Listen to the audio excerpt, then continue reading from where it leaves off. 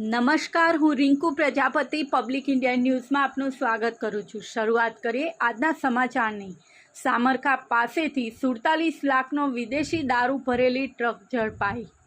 આણંદ પાસેના સામરખા ગામની સીમમાંથી પસાર થતા એક્સપ્રેસ હાઈવે ઉપર આણંદ એલસીબી પોલીસે વોચ ગોઠવી ટ્રકમાં મકાઈના ભૂસાની આડમાં ભરી લઈ જવાતી વિદેશી દારૂની 980 પેટીઓ સાથે ટ્રક ડ્રાઈવર અને ક્લીનરને ઝડપી પાડ્યા હતા। પોલીસે કુલ રૂપિયા 67.9 લાખનો મુદ્દામાલ કબજે લઈ અને કુલ 8 શખ્સો વિરુદ્ધ પ્રોહિબિશન એક્ટ હેઠળ ગુનો નોંધી કાયદેસરની કાર્યવાહી હાથ ધરી છે। મહારાષ્ટ્ર પાસિંગની એક ટ્રકમાં મકાઈના ભૂસાની આડમાં મોટા પાયે વિદેશી દારૂનો જથ્થો ભરી એક્સપ્રેસ હાઈવેથી ગોધરા તરફ જનાર હોવાની ગુપ્ત બાતમી આણંદ એલસીબી પોલીસને મળી હતી, જેથી પોલીસની ટીમ આણંદ પાસેના સામરખા ગામની સીમમાંથી પસાર થતા એક્સપ્રેસ હાઈવે ઉપર આણંદ નજીકના એક્ઝિટ પોઈન્ટ પાસે વોચમાં ગોઠવાઈ હતી। દરમિયાન બાતમીના વર્ણન મુજબની ટ્રક ત્યાં આવી પહોંચતા પોલીસે તેને અટકાવી હતી। પોલીસે ટ્રકમાં સવાર ડ્રાઈવરને ક્લીનરના નામઠામ અંગે પૂછપરછ કરતા તે તાનાજી રાવ સાહેબ મંડલે, રહેઠાણ સાંગલી અને દોંડીરામ ઉર્ફે બલસિંગ પાંડુરંગ મેરકરી, રહેઠાણ સિલેગાંવ, બેલગામ, કર્ણાટક હોવાનું જણાવ્યું હતું।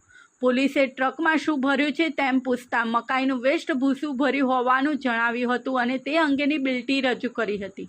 પોલીસે ટ્રકના પાછળના ભાગની તાડપત્રી હટાવી વધુ તપાસ કરતા અંદરના ભાગે મકાઈના ભૂસાની કોથળીઓ મળી આવી હતી, જે હટાવીને જોતા વચ્ચેના ભાગે વિદેશી દારૂની પેટીઓ ગોઠવેલી મળી આવી હતી, જેથી પોલીસે વિદેશી દારૂની હેરાફેરી અંગે લાયસન્સની માગણી કરતા ન હોવાનું જણાવ્યું હતું।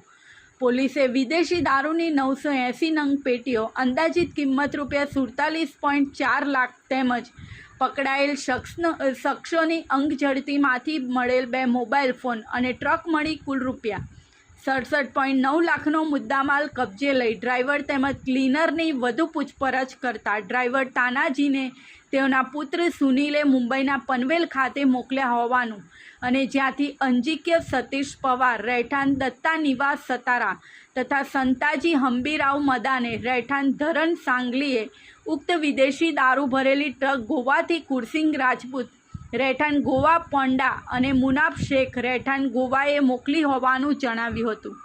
વધુમાં આ ટ્રક તેઓએ નાખેલા લોકેશન ઉપર ગોધરા નજીક અલ્કેશ બાકલિયા, રહેઠાણ દાહોદ, જ્યાં કહે ત્યાં ટ્રક લઈ જઈ ખાલી કરવાનું જણાવ્યું હતું, જેથી પોલીસે કુલ 8 શખ્સો વિરુદ્ધ પ્રોહિબિશન એક્ટ હેઠળ ગુનો નોંધી વધુની કાર્યવાહી હાથ ધરી છે। આ સાથે આજના સમાચારને અહીં સમાપ્ત કરીએ છીએ।